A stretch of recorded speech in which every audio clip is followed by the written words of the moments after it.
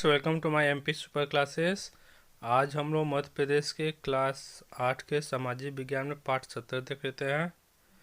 पाठ का नाम है राष्ट्रीय आंदोलन 1885 से 1918 तक।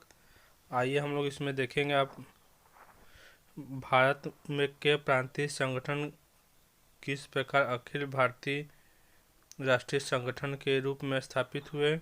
हम लोग दूसरा में देखेंगे उदारवादी कांग्रेस की कार्यप्रणाली का क्या प्रभाव पड़ा। हम लोग तीसरा में देखेंगे बंगाल विभाजन पर भारतीय जनता की क्या प्रतिक्रिया हुई। हम लोग चौथा में देखेंगे कांग्रेस के उग्रवाद का विकास कैसे हुआ। हम लोग आगे देखेंगे पांचवा में मुस्लिम लीग की स्थापना किस प्रकार हुई। हम लोग आगे देखेंगे कांग्रेस के विभाजन के क्या कारण थे। हम लोग आगे देखेंगे गांधी जी ने राजनीति में प्रवेश के साथ किस विचारधारा को आधार बनाया। प्यारे बच्चों, अभी तक आप लोगों ने हमारे चैनल को सब्सक्राइब नहीं किया है तो नीचे लाल कलर सब्सक्राइब बटन आएगा, उससे दबा कर सब्सक्राइब कर लें और बगल में बेल आइकन का घंटा उसे भी दबा देंगे तो आपको फ़ायदा ये होगा कि हमारे आने वाले सभी वीडियो का नोटिफिकेशन आपको सबसे पहले मिल जाएगा। आइए हम लोग इसको डिटेल से देख लेते हैं। भारतीय राष्ट्रीय कांग्रेस की स्थापना भारत के इतिहास की महत्वपूर्ण घटना है। देखिए, भारत इतिहास की क्या कौन सी महत्वपूर्ण घटना है? भारत में राष्ट्रीय कांग्रेस की स्थापना। लेकिन इसकी स्थापना एक अथवा दो दिन या एक अथवा 2 वर्ष में नहीं हो गई।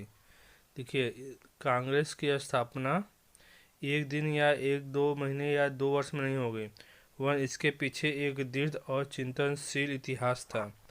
मतलब इसके स्थापना के पीछे एक बहुत लंबा समय तथा बहुत बड़ा चिंतनशील इतिहास रहा है इसका।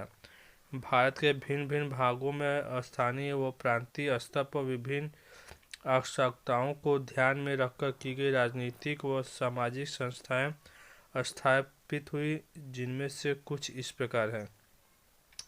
देखिए, भारत के विभिन्न प्रांतों में विभिन्न स्थानीय इलाकों में जो भी आवश्यकताएं थी उससे देखते हुए कई प्रकार की संगठनें स्थापित की गई, जो इस प्रकार। देखिए, 1851 ईस्वी में कलकत्ता में ब्रिटिश इंडियन एसोसिएशन की स्थापना किया गया। 1852 ईस्वी में बम्बई एसोसिएशन की स्थापना किया गया। 1892 ईस्वी में ही मद्रास नेटिव एसोसिएशन की स्थापना किया गया। इन सभी एसोसिएशन के सदस्य अधिकतर भारतीय समाज के उच्च वर्गों के लोग थे। देखिए, ये जो एसोसिएशन का निर्माण किया गया, इसमें कौन थे? भारतीय समाज में जो सभी उच्च वर्ग थे, धनी धाकड़ थे, जिनके पास बहुत अधिक मात्रा में पैसा थे, वही सब थे। ये एसोसिएशन मुख्यतः अपने अपने प्रांतों में काम करते थे। देखिए, जो इस एसोसिएशन का स्थापना मतलब कलकत्ता में तो कलकत्ता में काम करता था, मुंबई में हुआ तो मुंबई के लिए काम करता था, मद्रास में हुआ तो मद्रास के लिए काम करता था। बाद में ऐसे कई संगठन बने जो इन एसोसिएशनों की अपेक्षा जनता का अधिक प्रतिनिधित्व करते थे। देखिए, समय बीता गया तो कई प्रकार के संगठन का निर्माण किया गया, जो इन एसोसिएशन के अलावा मतलब अधिक जनता उनका क्या करते थे? प्रतिनिधित्व करते, अधिक जनता से मिलते जुलते थे। ऐसे कुछ संगठन जैसे 1870 में निर्माण किया गया पूरे सार्वजनिक सभा, 1876 ईस्वी में इंडिया एसोसिएशन। हम लोग आगे देख लेते हैं। आगे स्थापना किया गया 1884 ईस्वी में मद्रास महाजन सभा, 1885 ईस्वी में बॉम्बे प्रेसिडेंसी एसोसिएशन। एक लंबे समय से आवश्यकता महसूस की जा रही थी कि भारतीय अभिनत का प्रतिनिधित्व करने वाला एक अखिल भारतीय संगठन होना चाहिए। देखिए, अलग अलग प्रांतों के लिए तो जो है कि अलग अलग संगठन काम कर रहे थे, लेकिन राष्ट्रीय स्तर पे जो है कि किसी ऐसे प्रतिनिधित्व की आवश्यकता थी जो कि भारतीय समाज में हो रहे आवश्यकताओं को देखे, मतलब राष्ट्रीय स्तर उसका क्या हो, स्थापना हो। सुरेंद्रनाथ बनर्जी ने कलकत्ता में इंडियन एसोसिएशन की स्थापना करके इस दिशा में कुछ कदम बढ़ाए। देखिए, सुरेंद्रनाथ बनर्जी इन्होंने क्या किया? कलकत्ता में इंडियन एसोसिएशन की स्थापना किया, और जो कि कलकत्ता के लिए इंडियन एसोसिएशन मतलब पूरे भारतवर्ष के लिए। Surendranath Banerjee Indian civil service में चुने गए थे। वे पहले भारतीय थे जिन्होंने दिसंबर 1883 में कलकत्ता में आयोजित अखिल भारतीय राष्ट्रीय सम्मेलन में देश के सभी वर्गों के लोगों को एकत्रित किया। अब वहाँ पर क्या हुआ, सब देश के सभी लोगों को अलग अलग प्रांतों से एक जगह कहाँ कलकत्ता में इकट्ठा कर दिए। उन्होंने दिसंबर 1885 में कलकत्ता में एक और राष्ट्रीय सम्मेलन बुलाया। उसी बीच कुछ अन्य नेताओं ने एक अखिल भारतीय सम्मेलन दिसंबर 1885 में बुलाया। देखिए धीरे धीरे राष्ट्रीय स्तर पर जो है कि सम्मेलन का आह्वान होने लगा, जैसे एक 1885 दिसंबर में। अब देख लेते हैं भारतीय राष्ट्रीय कांग्रेस की स्थापना किस प्रकार हुई। हम लोग देश के सभी प्रांतों से आए 72 प्रतिनिधित्व का बम्बई में 1885 में 28 से 30 दिसंबर तक एक सम्मेलन हुआ। देखिए देश के सभी अलग अलग राज्यों से आए हुए 72 प्रतिनिधियों का 1885 ईस्वी में 28 से लेकर 30 दिसंबर तक क्या हुआ, एक सम्मेलन हुआ। कहाँ में हुआ, हमारा बम्बई में हुआ। इस सम्मेलन में भारतीय राष्ट्रीय कांग्रेस की स्थापना हुई और इसी सम्मेलन में क्या किया गया, भारतीय राष्ट्रीय कांग्रेस की स्थापना की गई। सम्मेलन की अध्यक्षता व्योमकेश चंद्र बनर्जी ने की। कांग्रेस की स्थापना में एक अवकाश प्राप्त ब्रिटिश सरकार ए.ओ. ह्यूज ने महत्वपूर्ण भूमिका निभाई। देखिए कांग्रेस की स्थापना में जो कि ब्रिटिश सरकार से में जो अफसर थे वो क्या हो गए थे, अवकाश मतलब रिटायर हो चुके थे। उनका नाम था ए.ओ. ह्यूम। उन्होंने जो इस संगठन में अपना क्या क्या महत्वपूर्ण योगदान दिया। उन्होंने देश भर में प्रसिद्ध नेताओं से संपर्क स्थापित कर उनका सहयोग प्राप्त किया। बम्बई में गोकुलदास तेजपाल संस्कृत कॉलेज में आयोजित कांग्रेस के प्रथम अधिवेशन में अनेक महत्वपूर्ण नेता सम्मिलित हुए। अधिवेशन में जिन समस्याओं पर विचार विमर्श हुआ उनका संबंध धर्म, जाति, भाषा और क्षेत्र के भेदभावों से अलग सभी भारतीयों से था। देखिए इन्होंने क्या किया, देश के जो सब मतलब प्रसिद्ध नेता थे, लोग जानते थे, उनको क्या किया, सहयोग के लिए बम्बई में सांस्कृतिक कॉलेज था, वहाँ पे क्या किया, एक कांग्रेस का अधिवेशन बुलाया। उस अधिवेशन में विभिन्न समस्याओं पर विचार किया गया, जैसे धर्म, जाति, भाषा और क्षेत्र में जो अलग अलग भेदभाव थी उन पर जो कि चर्चा किया गया। उदारवादी कांग्रेस व कार्यप्रणाली 1885 से 1905। हम आइए इसको देख लेते हैं। अपनी स्थापना के आरंभिक वर्षों में कांग्रेस ने नरम नीतियां अपनाई। जब उनकी स्थापना किया गया अखिल भारतीय कांग्रेस की स्थापना, तो उन्होंने क्या किया, आरंभिक वर्षों में नरम नीति अपनाई। इसके प्रथम अध्यक्ष W.C. बनर्जी के अनुसार कांग्रेस का उद्देश्य राष्ट्रीय प्रगति के लिए सक्रिय कार्यकर्ताओं को आपस में परिचित करना और भारत की जनता को साझे राजनीतिक उद्देश्यों के लिए एकजुट करना था। कांग्रेस की आरंभिक मांगें थी निम्नलिखित थी जो उन्होंने शुरू में मांगा। देखिए उन्होंने क्या किया, उनका प्रथम अध्यक्ष कौन बना, बनर्जी साहब बने। और जो देश के अलग अलग भागों में आपस में कार्यकर्ता थे, मांग करे थे, उनको क्या किया, आपस में परिचित कराया और एकजुटता के साथ अपने मांगे रखने के लिए जागृत किया। इसमें पहला मांग था उनका प्रांतीय और केंद्रीय विधायी परिषदों में भारतीयों का प्रतिनिधित्व। दूसरा मांग था भारत में इंडियन सिविल सर्विस परीक्षाओं का आयोजन और उसके लिए अधिकतम आयु सीमा बढ़ाना। अगला मांग था जो तीसरा मांग उसमें था शिक्षा का प्रचार प्रसार। चौथा मांग था भारत का औद्योगिक विकास। पांचवा मांग था किसानों को कर्ज में राहत।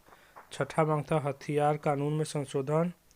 इसमें जो थे दादा भाई नौरोजी, बदरुद्दीन तैयबजी, फिरोज शाह मेहता, सुरेंद्र नाथ बनर्जी, महादेव गोविंद राणा देव, गोपाल कृष्ण गोखले, रहमतुल्लाह सियानी, इनके जैसे कई नेताओं को विश्वास था कि जब भी ब्रिटिश सरकार को उनकी मांगों के औचित्य पर विश्वास हो जाएगा तब वे मांग ली जाएगी। देखिए ये जो बात मांग रहे थे, अगर ब्रिटिश सत्ता को उन पर विश्वास हो जाएगा तो क्या कर देगी, वे इन लोगों बातों को मान लेगी। हम लोग बंगाल का विभाजन देखे थे 1905 ईस्वी में। लॉर्ड कर्जन 1899 में भारत का वायसराय बनकर आया। देखिए लॉर्ड कर्जन जो कि 1899 ईस्वी में क्या भारत में वायसराय बनकर यहाँ आया। उसका सबसे अविवेकपूर्ण कार्य बंगाल का विभाजन था। उसने आकर सबसे गलत काम क्या किया, बंगाल का विभाजन कर दिया। उस समय बंगाल प्रांत में बंगाल, बिहार, असम तथा उड़ीसा सम्मिलित थे। देखिए उसमें बंगाल प्रांत में कितना बड़ा राज्य था हमारा, उसमें था बंगाल था, बिहार था, असम था, उड़ीसा था। कर्जन के समय बंगाल सहित भारत के अनेक भागों में क्रांतिकारियों एवं राष्ट्रवादी गतिविधियों में वृद्धि हो गई रही थी। इसके लिए उसने फूट डालो और राज करो की नीति अपनाई। लॉर्ड कर्जन आया तो कौन सा नीति अपनाया, आपस में फूट डालकर राज करो। बंगाल प्रांत के पूर्वी भाग में मुस्लिमों की संख्या अधिक थी और तथा पश्चिमी भाग में हिंदुओं की संख्या अधिक थी। देखिए वो आया तो देखा कि बंगाल प्रांत के पूर्वी जो भाग है वहाँ अच्छी खासी मुस्लिमों की संख्या थी तथा पश्चिमी भाग में अच्छी खासी किसकी संख्या थी, हिंदुओं की संख्या थी। वह हिंदू मुस्लिम एकता को तोड़कर राष्ट्रवादी आंदोलन को कमजोर करना चाहता था।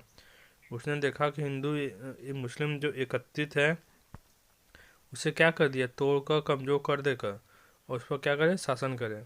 अतः उसने 1905 ईस्वी में बंगाल को 2 भागों में विभाजित कर दिया तथा उस नीति को लागू करने के लिए फूट डालो राज करो उसने 1905 ईस्वी में क्या कर दिया, बंगाल का विभाजन कर दिया। इसका पूर्वी प्रांत मुस्लिम बहुल बनाया गया और पश्चिमी भाग हिंदू बहुल।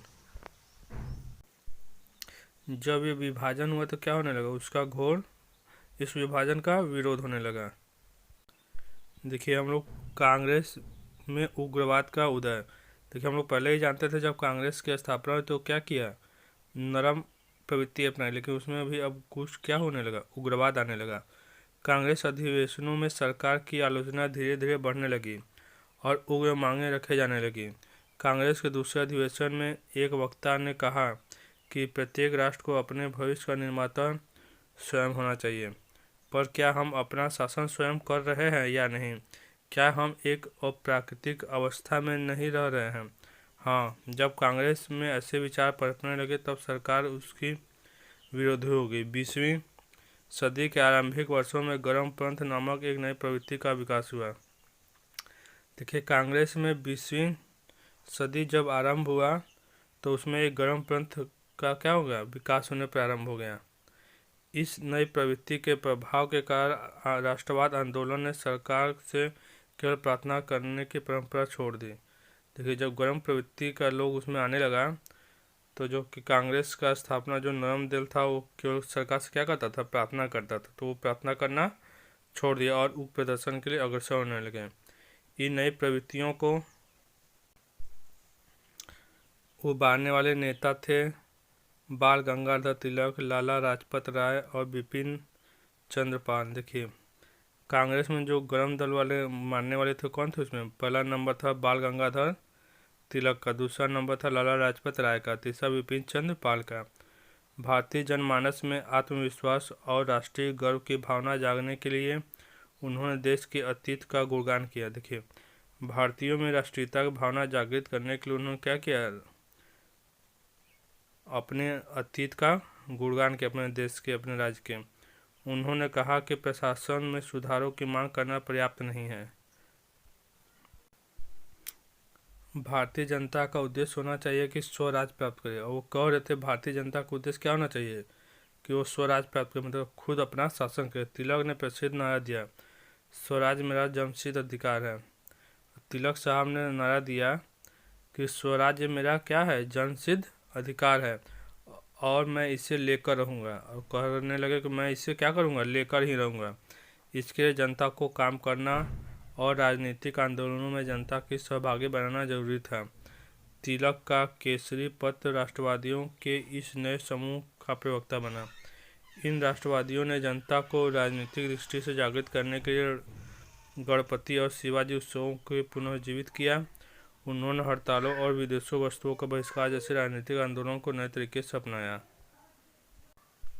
देखिए 20वीं सदी के आरंभिक वर्षों में कांग्रेस में गर्म पंथ नामक एक नई प्रवृत्ति का विकास, मैं पहले ऊपर ही बता चुका हूँ। 20वीं सदी में के आरंभ में जो कि भारत में गर्म पंथ कांग्रेस में आरंभ हो गया। इसके प्रमुख नेता लाल पाल बाल थे, बाल गंगाधर थे, लाला लाजपत राय, ये सब थे। तिलक ने कहा था स्वराज मेरा जन्मसिद्ध अधिकार है और मैं इसे लेकर रहूँगा। तिलक ने क्या कहा था? स्वराज मेरा जन्मसिद्ध अधिकार है, मैं इसे लेकर ही रहूँगा। आइए हम आगे देख लेते हैं। मुस्लिम लीग की स्थापना 1906। अंग्रेजों ने देश की एकता की भावना के विकास को नियंत्रण करने के लिए हर संभव प्रयास किए। देखिए, अंग्रेज कहने लगे कि हिंदू और मुसलमानों के हित एक दूसरे से बिल्कुल अलग है। देखिए, अंग्रेज जो है कि एकता को नियंत्रित करना चाहते थे कि हिंदू मुस्लिम एकता जो कि नहीं हो। वे क्या कर रहे थे? फूट डाल रहे थे। वे कह रहे थे कि हिंदू और मुसलमानों का हित एक दूसरे से क्या है? बिल्कुल अलग है। हिंदू कुछ और चाहता है और मुसलमान कुछ और चाहता है। यह घोषणा की कि अगर शिक्षित मुसलमान अंग्रेजों के प्रति निष्ठावान बने रहेंगे तो उन्हें सरकारी नौकरियां और अन्य विशेष सहायताओं से पुरस्कृत किया जाएगा। देखिए, और वो क्या घोषणा कर दी? अगर मुसलमान जो है कि शिक्षित मुसलमान अगर अंग्रेजों के साथ दिए अंग्रेजों का, तो उन्हें सरकारी नौकरियां भी दी जाएंगी और विशेष सहायता भी दिया जाएगा।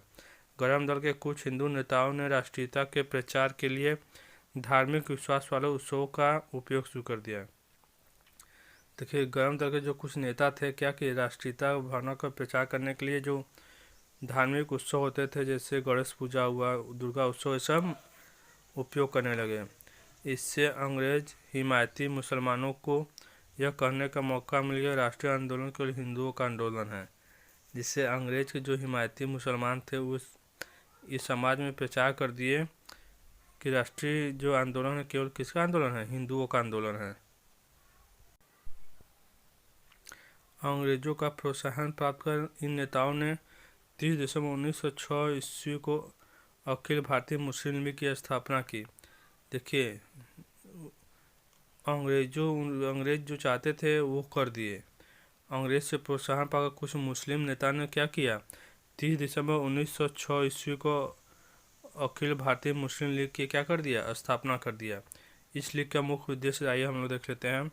भारत के मुसलमानों में ब्रिटिश सरकार के प्रति वफादारी की भावना जगाना और सरकार के कदमों के बारे में उनके मन में अगर कोई गलतफहमी पैदा हो तो उसे दूर करना। देखिए, अंग्रेज के क्या बन गए? पिटलुग्गू बन गए। भारतीय मुसलमानों के राजनीतिक अधिकारों और हितों की रक्षा की घोषणा करना तथा उनकी आशाओं और आकांक्षाओं को आदर के साथ सरकार के समक्ष रखना। तीसरा का उद्देश्य था लीग के दूसरे उद्देश्यों पर अडिग रहते हुए दूसरे समुदायों के प्रति किसी प्रकार के विरोध की भावना को रोकना। लीग द्वारा शासन के प्रति वफादारी की भावना जगाने के बाद भी अनेक मुसलमान राष्ट्रीय आंदोलन में शामिल होते रहे। मौलाना अबुल कलाम आज़ाद, मोहम्मद अली, हकीम अजमल खां और महरूल जैसे कई मुस्लिम नेता प्रसिद्ध हुए।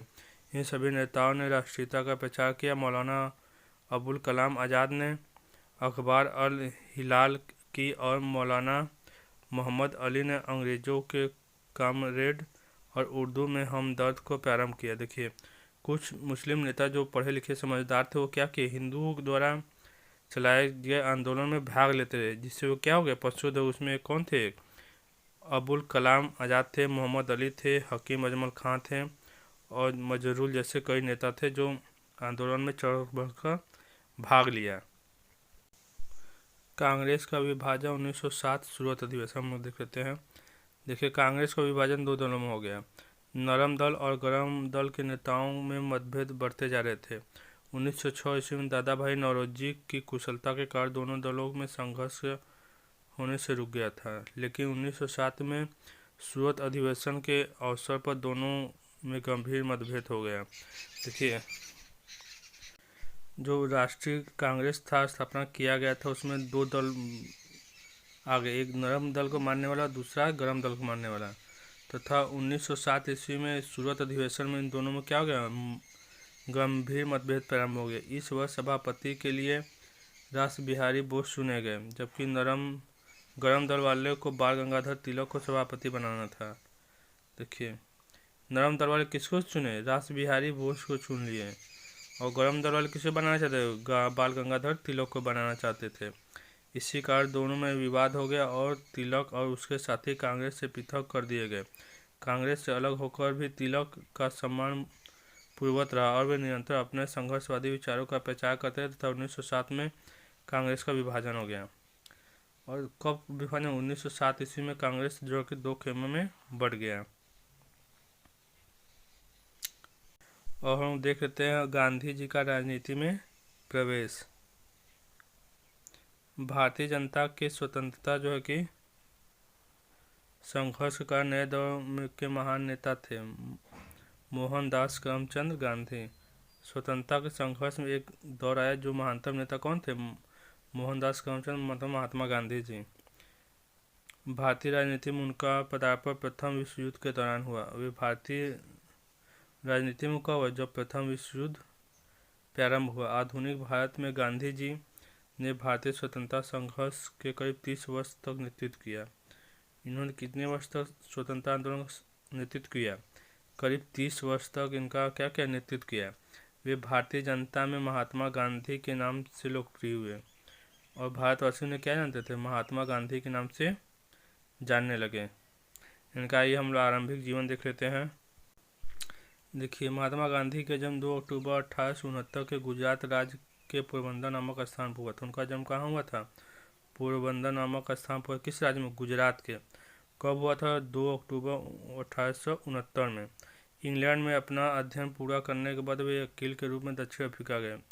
पढ़ाई लिखाई कहाँ की? इंग्लैंड की। और वहाँ से क्या वकील के रूप में कहाँ चले गए? दक्षिण अफ्रीका चले गए। दक्षिण अफ्रीका में रहते हुए उन्होंने वहाँ के अश्वेतों पर होने वाले गोरों शासकों के अत्याचारों के खिलाफ संघर्ष किया। और दक्षिण अफ्रीका गए तो वहाँ भी क्या था? गोरे और कालों में विभेद था, तो वहाँ भी क्या किए? संघर्ष करना चालू कर दिए। इसी दौरान उन्होंने अत्याचारों के खिलाफ लड़ने का अपना तरीका विकसित किया और इसे सत्याग्रह कहा जाता था। सत्याग्रह के कारण और व्यक्ति हर प्रकार कष्टों तथा दंड भोगने तथा जेल जाने के लिए तैयार रहता था। अत्याचार के विरुद्ध यह बुनियादी तौर पर अहिंसक आंदोलन था। आइए हम लोग उनके विभिन्न आंदोलन देखते हैं, जैसे चंपारण। आइए हम लोग चंपारण, अहमदाबाद और खेड़ा आंदोलन देख लेते हैं। 1917 ईस्वी और 1918 ईस्वी के आरंभ में गांधी जी ने 3 संघर्षों चंपारण आंदोलन, अहमदाबाद और खेड़ा आंदोलन का नेतृत्व किया। देखिए 1917 ईस्वी से 1918 ईस्वी के बीच उन्होंने 3 आंदोलन का क्या क्या नेतृत्व किया। पहला आंदोलन था चंपारण आंदोलन, जो कि अंग्रेजों द्वारा नील की खेती वहाँ के किसानों से कराया जा रहा था। दूसरा जो कि अहमदाबाद आंदोलन। तीसरा का जो कि खेड़ा आंदोलन। आइए हम इसके बारे में देख लेते हैं। ये संघर्ष स्थानीय आर्थिक मांगों से जोड़कर लड़े गए। 19वीं सदी के आरंभ में गोरे बनाम मालिकों ने किसान से एक अनुबंध कर लिया। देखिए, इसके तहत किसानों को अपनी जमीन के एक हिस्से पर नील की खेती करनी अनिवार्य थी। इसे 3 कठिया पद्धति कहते थे। नील खेती उगाने वाले भारतीय किसानों पर भारी अत्याचार करते। देखिए, जो भारतीय किसान थे नील की खेती करते थे उस पर क्या करते थे? अंग्रेज बहुत अत्याचार करते थे। इन किसानों के अत्याचारों से मुक्ति दिलाने के लिए 1917 ईस्वी में गांधी चंपारण गए। जब गांधी जी को इन किसानों के बारे में जानकारी हुआ तो क्या किए? उन्हें मुक्ति दिलाने के 1917 ईस्वी में कहाँ चले गए? चंपारण चले गए। वहाँ उन्होंने चंपारण छोड़ने का आदेश दिया गया, परंतु गांधी जी उसको नहीं माने। जब वे वहाँ गए तो उन्हें क्या किया गया? अंग्रेजों द्वारा कहा गया कि आप चंपारण छोड़ दीजिए, यहाँ चले जाइए।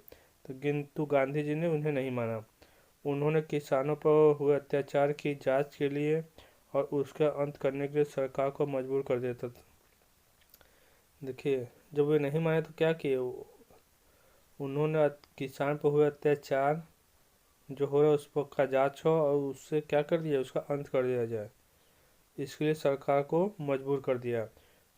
1918 में उन्होंने अहमदाबाद में कपड़ा मिल मजदूरों और खेड़ा में किसानों को न्याय दिया। देखिए 1918 ईस्वी में क्या किया उन्होंने? अहमदाबाद कपड़ा मिल तो वहाँ भी क्या किए? आंदोलन किए। उसके बाद खेड़ा जो गुजरात में पड़ता है वहाँ किसानों को उन्होंने क्या किया? न्याय दिलाया। आइए हम सुधार आंदोलन देख लेते हैं। सामाजिक सुधार को गांधी जी ने राष्ट्रवादी आंदोलन का एक अभिन्न अंग बना दिया। समाज सुधार के क्षेत्र में उनका बहुत बड़ा योगदान। छुआछूत की उस समय अमानवीय प्रथा विरोध के अभियान चलाना था। देखिए, उन्होंने राष्ट्रीय आंदोलन के साथ साथ सामाजिक सुधार आंदोलन भी बहुत किए। सर्वप्रथम उन्होंने जब आंदोलन स्टार्ट किया तो भारतीय समाज में छुआछूत का परंपरा बहुत चरम पर था, तो उसका भी उन्होंने विरोध किया और भारतीय समाज में सिखाया कि छुआछूत एक ठीक काम नहीं है। आगे हम देखते हैं होम रूल आंदोलन। श्रीमती एनी बेसेंट 1893 में भारत आई और उन्होंने थियोसॉफिकल सोसाइटी से संबंध रही। तिलक 1914 में बर्मा के निर्वासित जीवन से मुक्त होते हुए पुनः कांग्रेस में शामिल हो गए। देखिए, तिलक साहब जो हमारे 1914 में जो कि वर्मा के निर्वासित जीवन से मुक्त होते हुए कांग्रेस में क्या हुए, पुनः शामिल हो गए। अप्रैल 1916 में बाल गंगाधर तिलक ने इंडियन होम रूल लीग तथा एनी बेसेंट ने सितंबर 1916 में होम रूल लीग की स्थापना की। इसका लक्ष्य ब्रिटिश साम्राज्य के अंतर्गत भारतीयों के लिए स्वशासन प्राप्ति था। देखिए, इन तीनों का लक्ष्य, दोनों का लक्ष्य क्या था? ब्रिटिश साम्राज्य के अंतर्गत भारतीयों के लिए स्वशासन का प्राप्ति था।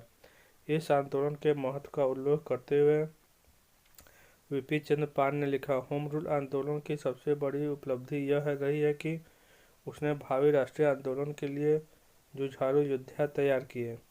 देखिए, इस आंदोलन का मुख्य उद्देश्य क्या रहा, यह उपलब्धि क्या रहा? आने वाले जो कि समय में भारतीयों के लिए एक जुझारू स्वतंत्रता सेनानी जो कि तैयार कर दे। आगे देख लेते हैं। होम रूल आंदोलन सोसाइटी के पंडित मोतीलाल नेहरू, चित्तरंजन दास, तेज बहादुर सप्रू, रामास्वामी अय्यर, मोहम्मद अली, भूलाभाई देसाई आदि सदस्य थे। देखिए, इस होम रूल आंदोलन के जो सदस्य थे, मोतीलाल नेहरू जी थे, चित्तरंजन दास जी थे, तेज बहादुर सप्रू थे, रामास्वामी अय्यर थे, मोहम्मद अली थे, भूलाभाई देसाई आदि क्या थे ये सदस्य। देखिए, हमारे एनी बेसेंट का जी का जो कि चित्र है आप लोग देख लीजिए। आइए हम इसका दमन देख लेते हैं। बाल गंगाधर तिलक और एनी बेसेंट दोनों ने अपने अपने तरीके से होम रूल आंदोलन को जोरदार प्रचार किया। देखिए, बाल गंगाधर तिलक और एनी बेसेंट ने होम रूल आंदोलन क्या किया, अपने तरीके से बहुत ही जोरदार प्रचार प्रसार किया। इन दोनों के भाषणों का लोगों पर चमत्कारिक प्रभाव पड़ा। ये दोनों जो भाषण देते थे क्या करते थे, लोगों को मोहित कर लेते थे और राष्ट्रीय आंदोलन में कूदने के लिए प्रेरित कर देते थे। इससे ब्रिटिश सरकार बेचैन हो गई। इससे क्या हुआ, ब्रिटिश सरकार के अंदर बेचैनी पैदा हो गया और उसने इन दोनों नेताओं को प्रभाव से रोकने के लिए दमनात्मक तरीके अपनाए। और अंग्रेजी सरकार ने क्या किया, इन दोनों नेताओं के प्रभाव को खत्म करने के लिए दमनात्मक नीति अपनाया, आंदोलनकारियों को कठोरता से दमन कर दिया। आइए हम लोग अभ्यास देख लेते हैं। इसमें हम लोग पहला क्वेश्चन देखते हैं, निम्नलिखित प्रश्नों के सही विकल्प चुनकर लिखिए। इसमें पहला दिया हुआ है, गरम दल के प्रमुख नेता थे। क गोपाल कृष्ण गोखले, ख विपिन चंद्र पाल, ग पंडित मोतीलाल नेहरू, घ फिरोज शाह मेहता। हमारे इसमें सही कौन सा है, हमारे इसमें सही ख है, विपिन चंद्र पाल। हमारे प्रश्न दूसरा देख लेते हैं, स्वराज मेरा जन्मसिद्ध अधिकार है और मैं इसे लेकर ही रहूँगा, ये किसने कहा था? एक गर्म दल के नेता कहता, मैंने ऊपर पढ़ाया हुआ था, ये हम देखते हैं। पहला व्योम चंद्र बनर्जी, ये नहीं कहते, दादा भाई नौरोजी, ग बाल गंगाधर तिलक, घ सरदार भगत सिंह। हमारे इसमें सही कौन सा है, ग सही है, बाल गंगाधर तिलक। आइए हम लोग आगे देख लेते हैं। तीसरा है, बंगाल विभाजन किया गया, क लॉर्ड कॉर्नवालिस द्वारा, ख लॉर्ड कर्जन द्वारा, ग लॉर्ड हेस्टिंग्स द्वारा, ग लॉर्ड विलियम बेंटिंक द्वारा। तो हमारा किसके द्वारा किया गया था, ख लॉर्ड कर्जन द्वारा। हम लोग प्रश्न चौथा देख लेते हैं। 1908 में बाल गंगाधर तिलक को गिरफ्तार करके कहाँ निष्कासित कर दिया गया था? क श्रीलंका, ख चीन, ग बर्मा, घ जापान, तो उनको गिरफ्तार करके कहाँ निष्कासित कर दिया गया था हमारा, बर्मा निष्कासित कर दिया था हमारा। कौन सा सही है, ग सही है। आइए हम लोग अगला क्वेश्चन देख लेते हैं। इसमें पहला है रिक्त स्थानों की पूर्ति की, जिसमें पहला है कलकत्ता में सुरेंद्र बनर्जी ने की स्थापना की। खाली स्थान है, इस खाली स्थान में क्या भराएगा, हमारे इस खाली स्थान में इंडियन एसोसिएशन भराएगा। इंडियन एसोसिएशन क्या भराएगा, इंडियन एसोसिएशन भराएगा। हम दूसरा देख लेते हैं। खाली स्थान ने कांग्रेस की स्थापना में महत्वपूर्ण भूमिका निभाई। कौन भूमिका निभाया था, एक ब्रिटिश सत्ता में शासन में जो कि अवकाशपात एम ह्यूज ने निभाया था, MS ह्यूज ने निभाया था। आइए हम तीसरा प्रश्न देख लेते हैं। खाली स्थान के नेतृत्व में मुस्लिम शिष्टमंडल वारसाई मिंटो से मिला। हमारे इस खाली स्थान में क्या भराएगा, हमारे इस खाली स्थान में आगा खां भराएगा, आगा खां। हम लोग प्रश्न चौथा देख लेते हैं। महात्मा गांधी का जन्म गुजरात के खाली स्थान नामक स्थान पर हुआ था। हम लोग पहले उसमें पढ़े हैं, कहाँ, पोरबंदर। तो इसमें क्या भराएगा, पोरबंदर। हम लोग क्या भरेंगे, पोरबंदर। आइए हम प्रश्न पांचवा देख लेते हैं। गांधी जी ने अत्याचार के खिलाफ लड़ने का अपना एक तरीका विकसित किया, इसे हम लोग खाली स्थान कहा जाता है। तो क्या कहा जाता है, सत्याग्रह, सत्याग्रह। इसमें हम लोग क्या भरेंगे, सत्याग्रह भरेंगे। आइए हम लोग अगला क्वेश्चन देख लेते हैं। अति लघु उत्तरीय प्रश्न है। इसमें पहला है कांग्रेस का प्रथम अधिवेशन कहाँ हुआ था। तो कांग्रेस प्रथम अधिवेशन हमारा कहाँ हुआ था, मुंबई में हुआ था। हम लोग पढ़े हुए हैं, कहाँ हुआ था, मुंबई में हुआ था। हम लोग दूसरा क्वेश्चन देख लेते हैं। बंगाल विभाजन की घटना किस वायसराय के समय घटित हुई थी। तो बंगाल विभाजन की घटना जो कि लॉर्ड कर्जन वायसराय के समय घटित हुआ था। हम लोग तीसरा देख लेते हैं। चंपारण आंदोलन का नेतृत्व किस के द्वारा किया गया था। चंपारण आंदोलन का नेतृत्व किसके द्वारा किया गया था। तो हम लोग लिखेंगे इसमें चंपारण आंदोलन का नेतृत्व जो है कि गांधी जी के द्वारा किया गया था। हम लोग चौथा प्रश्न देख लेते हैं। प्यारे बच्चों, मैं इसका एक प्रश्नोत्तर का एक अलग से वीडियो बना दूंगा, आप लोग वहां जाकर आसानी से देख सकते हैं। प्यारे बच्चों, वीडियो पसंद आए तो लाइक करें, चैनल को सब्सक्राइब करें और अपने दोस्तों के साथ शेयर करना ना भूलें। आपका लाइक करना ही हमारी मेहनत का फल है। जय हिंद, जय भारत, गर्व से हम सब भारतीय हैं।